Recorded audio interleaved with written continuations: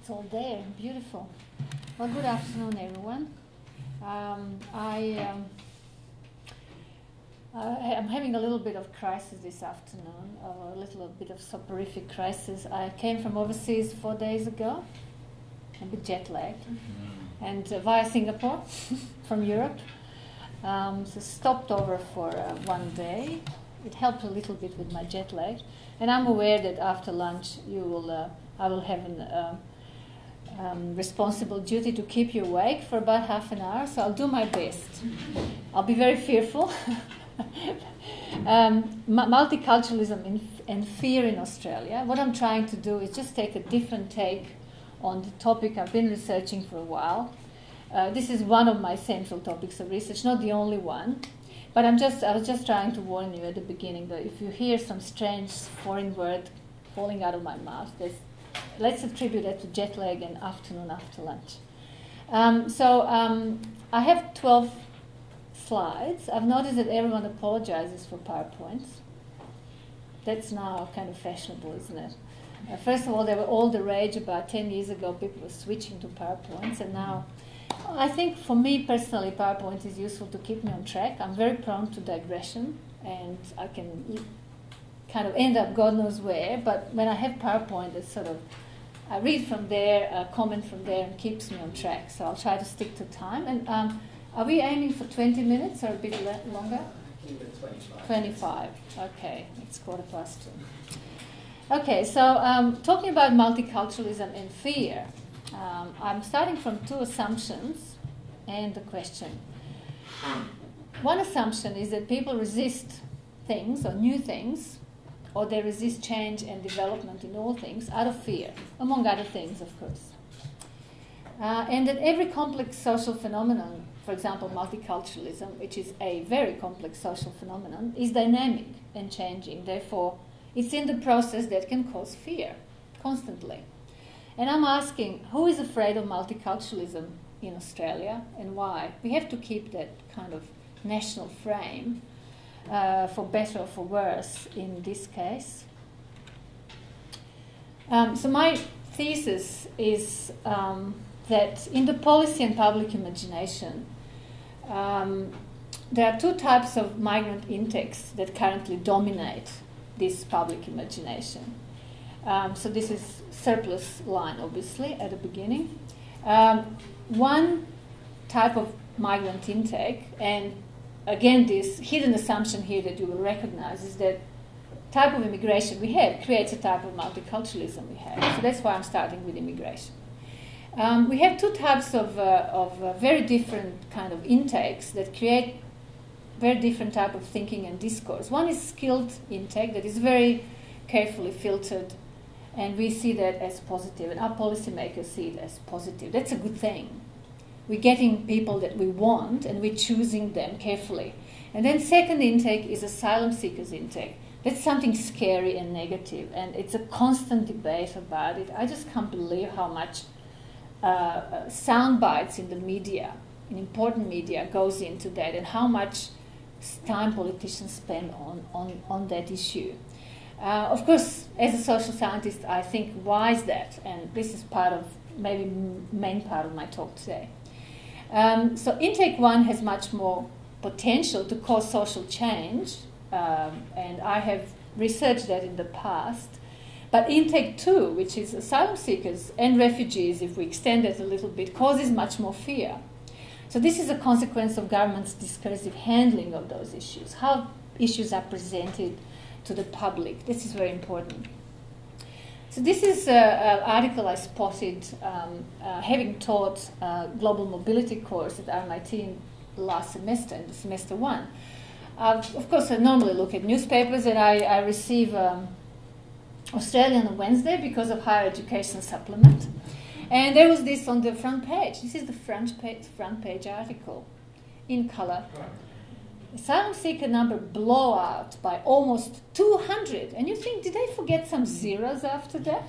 200? And it's 200. So if you think that we actually receive about 500,000 people who immigrate in Australia in the later recent years, either on permanent basis or long-term temporary basis. So we're talking about 457 visas, that come for 4 years. We talk about international students that usually come for 3 or 4 years, etc. So people who actually come here for a long time and who have potential to stay here permanently. That's 500,000 almost these days. And we're talking about blowout of 200. I find that amazing. And the people take it so seriously, put it on the front page of the Australian national newspaper. And look at the numbers.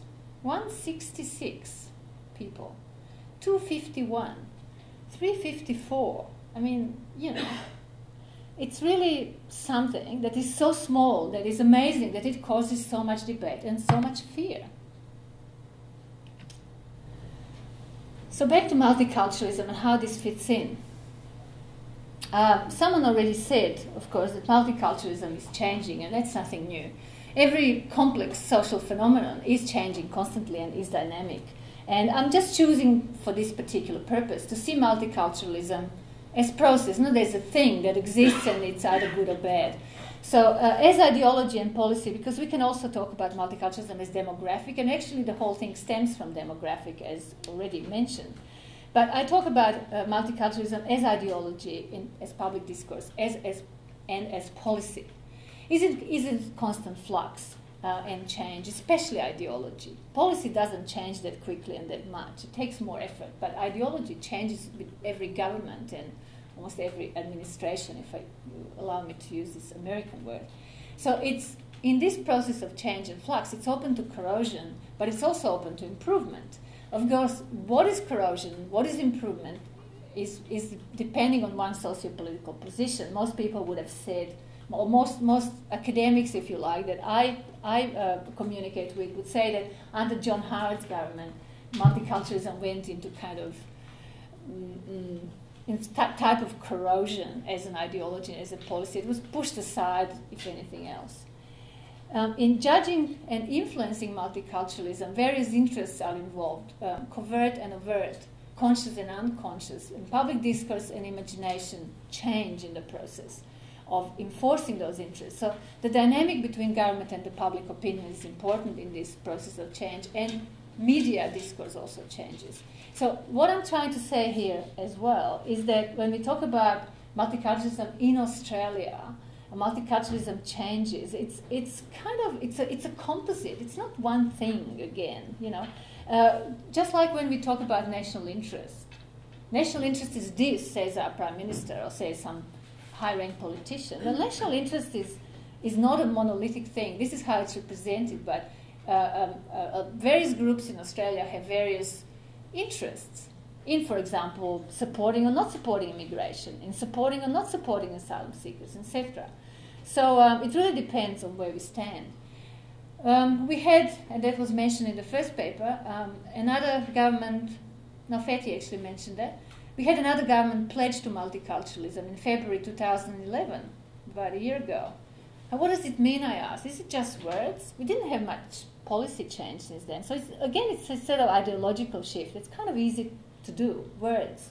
But acts speak louder than words, clearly. And acts didn't really improve if you look at asylum seekers policy, for example. So what can we do about this? How can we influence things? What can symposium like this one do? Now, this is a bit overcrowded, I apologize. I go through it quickly. There is a pragmatic argument for multiculturalism, and I've noticed that the word pragmatism has been mentioned already today.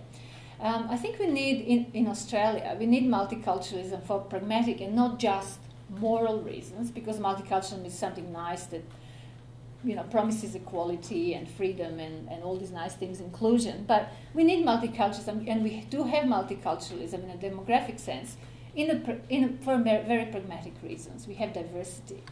So the extremely pragmatically or economically oriented immigration policy, as opposed to humanitarian oriented, brought to Australia an impressive variety of immigrants since the Second World War. And if you're thinking, well, pragmatic and economically oriented immigration is the only immigration policy possible, well, it's not. I just came from Norway, where they actually focus their immigration on humanitarian immigration. Almost a large majority of people they accept to Norway are refugees, so they specialize in a way for refugees.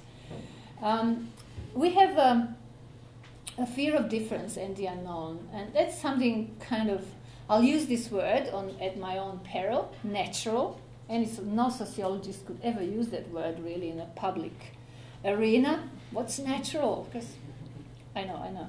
That's why I put it in italics. So I know. That's a forbidden word. But the fear of difference and the unknown is something natural and includes different and unknown people. So that's kind of controversial, isn't it? This fear can be handled. We just assume for the moment that's a natural fear. We have homophily. We feel more comfortable with people who are similar to us, or who we assume are similar to us because we look similar to us, etc. In racism discourse.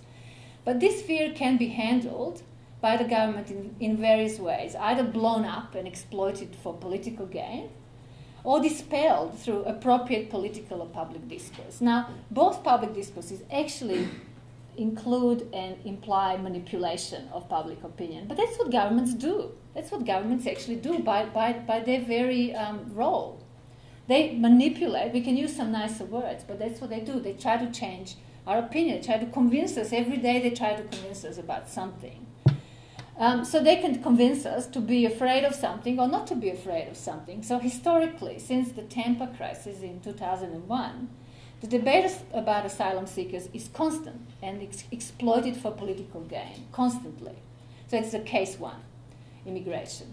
The issue was managed very differently, case two, by the post-war displaced persons government at that time. I can't remember who was the prime minister. Maybe someone can help me, who's even older than me. Which period? Pardon? Which period? Period of the displaced person immigration, that's late 40s, early 50s. Was that Menzies already? Could have been. Could have been Menzies, I think. He was in... Pardon? Okay, thank you. Thanks, Gary. Okay, so that government, anyway, and Fraser government much later, in late 70s, with Vietnamese boat people, handled those issues much better. They were able to convince people that we actually need those people and we need to let them in and we need to make them Australian citizens, etc. We needed it. Also, there was a moral argument for the Vietnamese boat people. And this moral argument, the same moral argument, could be applicable for people from Afghanistan, people from Iraq. I mean, we're at war in those countries. But we don't use that moral argument here, now. What is the reason for this historical difference? Did those intakes have an economic or other pragmatic justification back then in the late 40s, early 50s, and in the late 70s that today's asylum seekers don't? Well, I say no. This is not why the difference exists. There must be something else. Because of the high immigration intake and a considerable number of newly arrived among us, those new unknown people that people we don't know, we don't understand, that can cause fear, that kind of natural fear. There is a need for constant work against fear and for multiculturalism as understanding and tolerance, also as anti-racism and active support for the newly arrived. And these are all the elements of multicultural policy: support for the newly arrived, developing understanding, developing tolerance, and active support for the newly arrived. And I can claim, if this is true, then all our asylum seeker debates working against multiculturalism. It's an anti-multicultural debate, constantly othering this handful of people, really, and creating them as a big fear in our minds. Pragmatics of multiculturalism really is securing equal opportunity for everyone.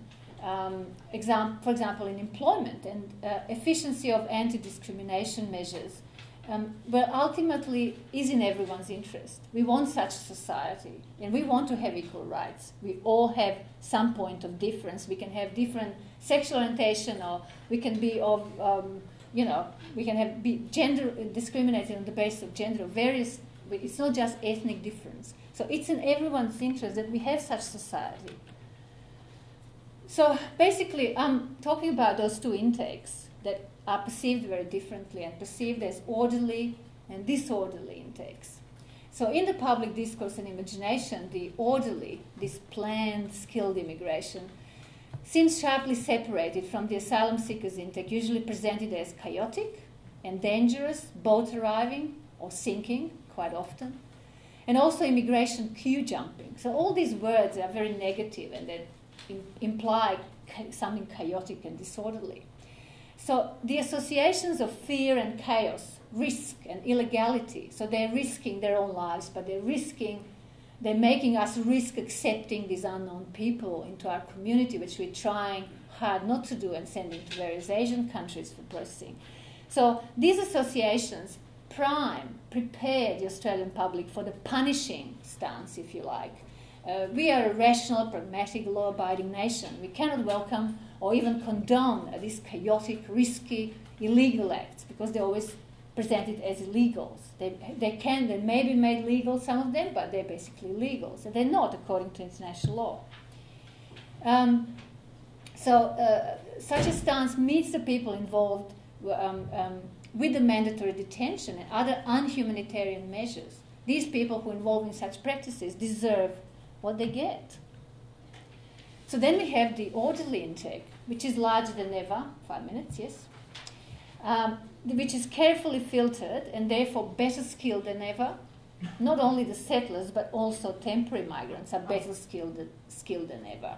So we really are skimming, the cream from a lot of countries. We're getting a really good, well-qualified people.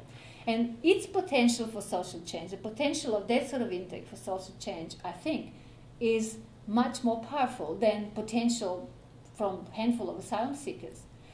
We're bringing in, for 30 years, this points test is introduced. It's more than 30 years now. We're bringing in what is becoming, or already formed, as a quite large multicultural middle class. Maybe all these people who declare themselves as migrants or children of migrants in this audience.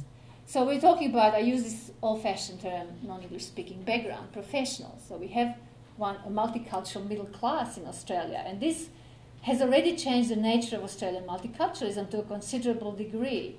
There's more as demographics and labour force than as ideology and policy. So I'm claiming here that ideology and policy actually lag behind demographic changes because of the focus on problematic multiculturalism or on problematic demographics such as asylum seekers. So we still kind of think of multiculturalism as disadvantaged people who need help. We kind of forget that we have this quite advanced multiculturalism that is actually a kind of success of multiculturalism. And we often talk about success of Australian multiculturalism, that a lot of people from non-English speaking backgrounds and different racial backgrounds are actually well integrated into Australian society and have middle class jobs, they appear in the media, all that.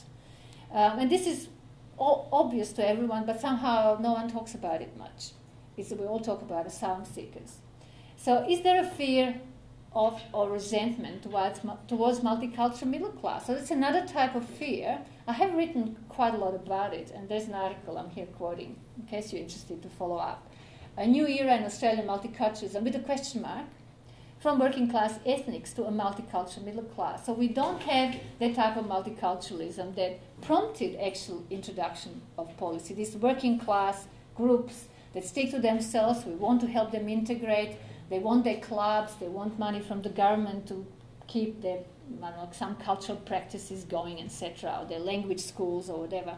We have now quite a different type of multiculturalism. Now, just a little bit of 1 minute. I'll have to hurry, let me see. Far too much for 1 minute, I'll have to cut something out. So, the disorderly intake, I said quite a lot about this already. It's small by any standard, but this fear of it, the fear of asylum seekers, is now deeply seated and automatic. It's fear of sailing, if you let me torture this fear of flying metaphor. Boat as a fearful symbol, boat people as something creating fear. So I'm going maybe into something that I shouldn't hear, and I won't be able to in 1 minute, but it's a little bit of deeper psychology. What are we afraid of? What do Australians have to fear from this handful of asylum seekers? prosperity, national sovereignty, border control. These are all metaphors of our sovereignty, of us being in control. So maybe it reflects some individual anxieties we live in this society, which is very economically oriented, competitive, individualistic, keeps us on our toes, competing with each other, self-interest as a default, a normal, rational, moral position. How does compassion fit in here? Or how does inclusiveness or mateship fit in here? Maybe it's those deep-seated fears that kind of reflect and become our collective fear from the other that will somehow come here and take it all away from us. I'm not sure, but I'm constantly puzzled how much and how many reasonable, nice people that I know fall for this. Oh yes, but it's all these asylum seekers coming, you know, because they see that picture in the front page of newspaper. Maybe they don't even look at those numbers, but the picture is scary. There's a big boat full of numbers and they're coming in. So really, this represents for me a really like a bad side of multicultural development. It's what jeopardizes multiculturalism in people's minds implicitly. It's never said. Multiculturalism is never mentioned in terms of the asylum seekers debate, but I think it works that way.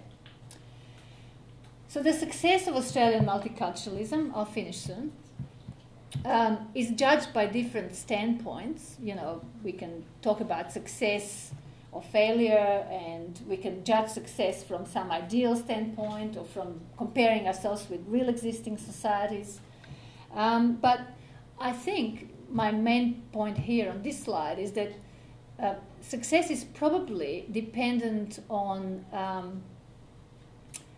economic prosperity, and we have quite a consistent economic prosperity for decades now. So we have some people at risk in Australian multiculturalism in this context of economic success, and we need to keep an eye on them. People who have good reasons to be fearful, maybe in the Australian context where we don't have to fear for our lives or security. Maybe Indian students do have some reason for that, or some of the most disadvantaged Australian demographic. But why is the majority, the contented, if you like, mainstream, another word that would, of course, require a bit of elaboration, why is the mainstream Australia prone to be so scared and fearful of asylum seekers? So again, I'm just reiterating some points here. These people are not only associated with different ideas, with ideas of bad and good immigration and bad and good multiculturalism, but also allocated different places in Australian workforce. Asylum seekers and generally humanitarian entrants are usually end up in low-skilled labor in the secondary labor market. I did quite a lot of research on that, and that's very consistent. Not only me, of course, other people. So, is it just the economy is stupid? Is it this what we're worried about? This is, of course, the famous slogan, slightly paraphrased. It's the economy is stupid, with which Clinton won his, against many odds, won his electoral race in 1992. And we are really living by this slogan since then, in these neoliberal times. It's always the economy is stupid. But I'm saying, well, it's not just the economy, other things too. Because both intakes, the good and orderly intake and the wanted, and the bad, disorderly and unwanted intake, are justified and demonized through dollar and cents argument. This is what we always hear. How much would it cost to process them here? How much would it cost to process them in Nauru or Malaysia? How much money we need to give to Indonesia for their border control and not letting boats out? It's always that argument which we are kind of primed to understand and appreciate. And then we have the immigration anathema, which is burden to taxpayers. Now, no immigrant wants to be burden to taxpayers. If someone is likely to become that, and asylum seekers are usually portrayed as that, then that's a no-no. Of course, the fear of disorderly immigration is also about power and the feeling we're not in control as a nation. Our sovereignty is our border control. So if I want to go into this sort of deep collective psychology, if you like, I'm finishing now. Asylum seekers, I think, work as a small national nemesis, if you like, if you allow me such a colorful expression. They are, in a way, a tool of nation building we use them for this us and them discourse, which is necessary for the nation to feel cohesive. They are what we are not. They are these risky, dangerous people. We are nice, rational people. So instead of having some nation that we hate, like most European nations have, usually their neighboring nation, Croats of Croatian origin have Serbs, and I don't know, French have Germans, etc., etc. There's some national nemesis there next to them, in spite of the European Union, and of course in other parts of the world, Israeli have Iranians, etc., and vice versa. We don't have another nation. We're now here on our big, nice island, kind of isolated from everyone. So we need some small nemesis, someone that we can be the other at any point in time. New Zealand. They are cousins. Okay, so we don't have another nation we can collectively fear and hate, so we need to have someone else that's asylum seekers. That's a thesis, of course, we can discuss. And we have this collective cathartic moment. We are going to decide who comes to this country. I don't need to attribute this quote. Everyone knows it. And we had this, wow, yes, that's true. Okay, thank you. I'm sorry I went to That's right.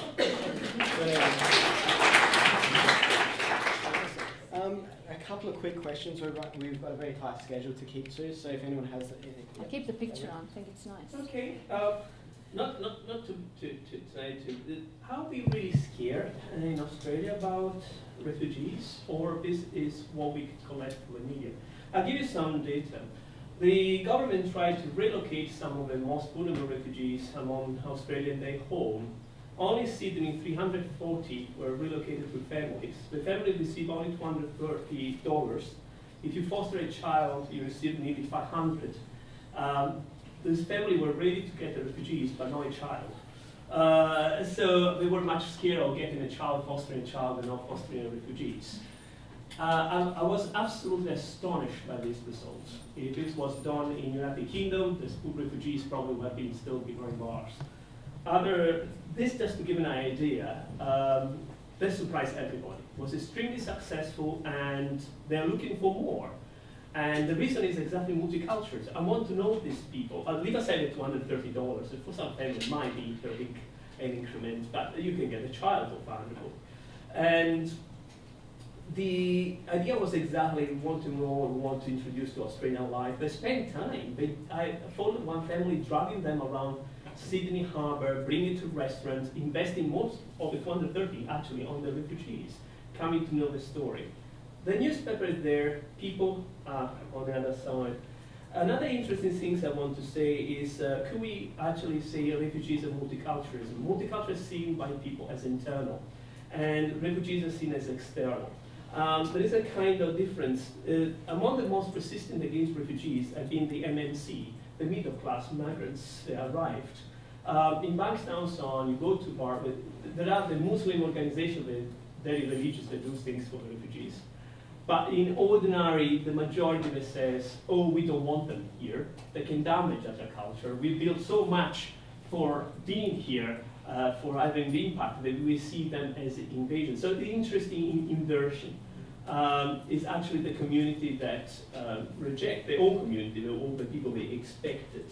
So that is an interesting aspect there. One of the reasons you touch why the migrant second generation son reject often the refugees is I had to apply. I had to do so much. I didn't come to a boat and be rescued. I had to wait 3 years, 2 years, 8 months, lots of lawyers. I had to pay. And this kind of actually Australian of have made by yourself, and kind of also in the United States, affect this kind of perception. But if I have to tell the truth, using still my stupid train story, people read the newspaper, 10 will comment on the newspaper, yes, bloody, blah, blah, blah. But the 350 that are actually say, oh, poor people, yes, we have to support, are not there. The newspaper will never report, other when they are forced because of complaint or so on. Another thing I've done that is interesting about refugees, go around the complaint of ordinary people to the press commission. You understand a place where you can complain. Incredible number is because mass media are misrepresenting, and your argument of the number comes there. So my final question is, how do you arrive to the conclusion that Australia is so beautiful as a country of refugees? Well, if you want to talk about numbers, I mean, I appreciate that. I didn't know it was such a successful program. But you talk about 350? Well, that was what was available in Sydney. Now, if you compare 300, I know there are refugee. Yeah, I know there are refugee advocates and people who are very much against our, offshoring policy and the whole asylum seekers mandatory detention and all that. Clearly, there are people. There's a substantially bigger section of Australian population than 350 who would support refugees if they were asked to. But we had temper crisis. They won elections in 2001, and this is plebiscite, if you like. This is millions of people talking, not 350. So there's a general. Well, maybe I shouldn't use the word consensus, but I believe that this was the crucial point of that election, where he was maybe he wouldn't have won if that temper crisis didn't establish our, re-establish our sovereignty, our national identity, our etc. So this is just one case I'm counterposing to these 350 people who like refugees and who are happy to help them. And I mean, I know a lot of people who work with refugees on a voluntary basis, who teach them to drive. It's not that every Australian is scared. I'm talking about... Do you have the numbers, a statistic about a research to say we have a problem? I mean, you present elections, things so on, but to a newspaper there, but is there something that can really demonstrate? Because for your argument, it is very interesting. In order to be... Well, no, I don't have numbers in terms of... I didn't do a survey going and ask people, are you afraid of asylum seekers? No. That's what to prove that we need to have a stronger... Sorry, the chair needs to cut in where we have to move on, unfortunately. Okay. So this I debate take can your point. continue later. Thanks for the point. During the tea time, because we really have to keep Just moving. close this. Thank you for that talk. A lot of interesting points there. I think